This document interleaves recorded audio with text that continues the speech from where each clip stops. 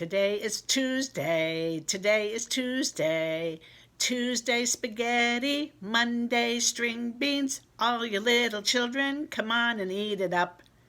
Do you remember that song? What fun we had singing it together. About all the different animals and the different things they like to eat for each day of the week. Well, if it's Tuesday, it must be science. And today we have a very interesting question we're going to try to answer. It's why do birds lay eggs in the spring?